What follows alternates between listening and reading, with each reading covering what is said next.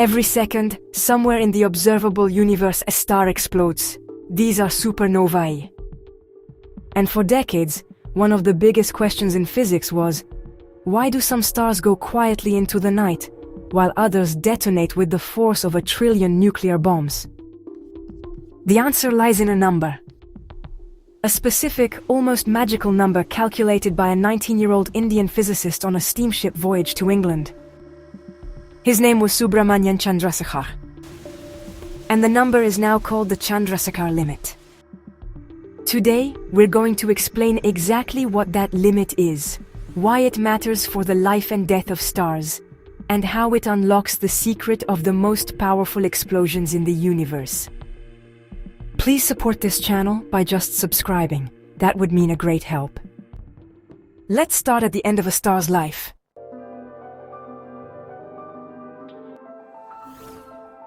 When a star like our Sun runs out of nuclear fuel, it stops producing outward pressure. Gravity wins. The core collapses down into a ball of pure degenerate matter, specifically electron degenerate matter. Here's the key physics fact. This is proven, laboratory-verified quantum mechanics.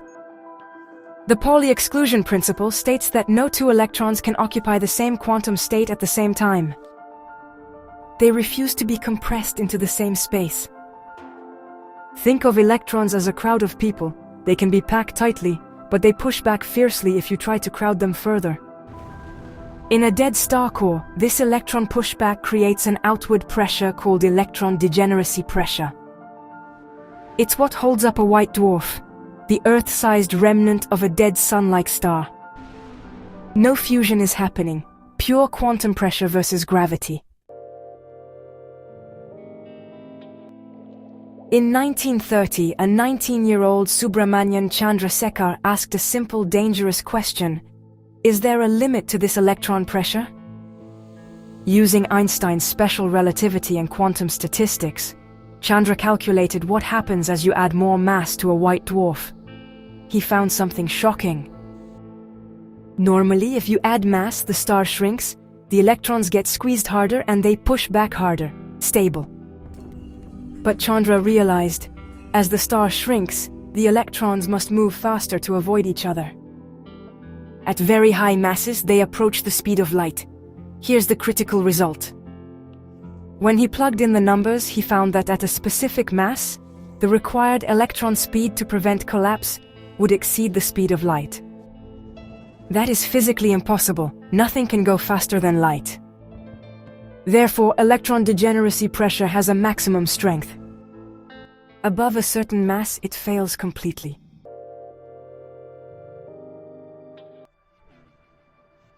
That maximum mass is the Chandrasekhar limit. And the value is approximately 1.4 times the mass of our Sun.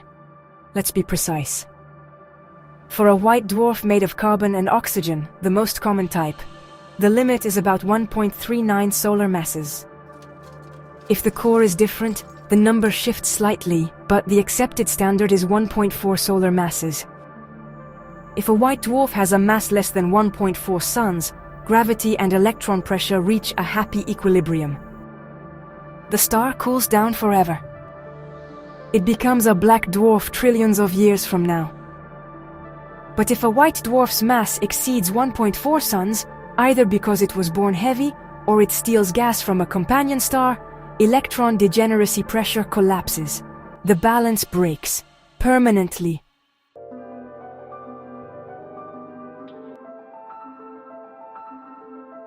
Here's where the real fireworks happen. In a binary star system, a white dwarf can pull hydrogen and helium from its partner star. Slowly, steadily, its mass climbs toward that 1.4 solar mass threshold. The moment it crosses the Chandrasekhar limit, the electron pressure fails.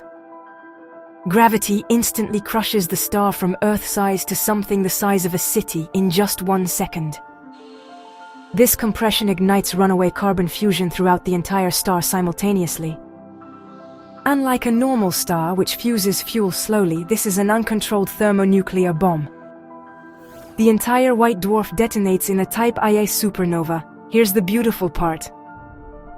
Because the trigger mass is always the same, 1.4 solar masses, all type Ia supernovae have nearly the exact same intrinsic brightness. They are standard candles. Astronomers use them to measure distances to galaxies billions of light-years away. This is how we discovered that the universe's expansion is accelerating, a Nobel Prize-winning discovery.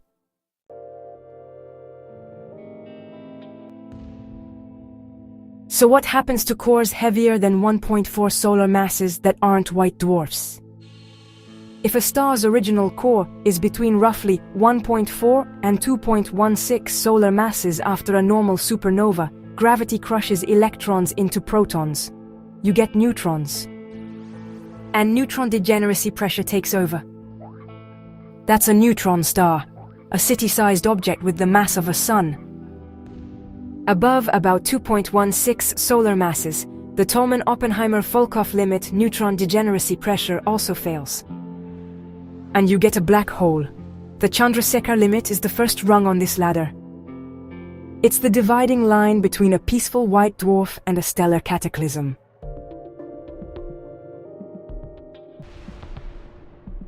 In 1983, Subrahmanyan Chandrasekhar won the Nobel Prize for this work.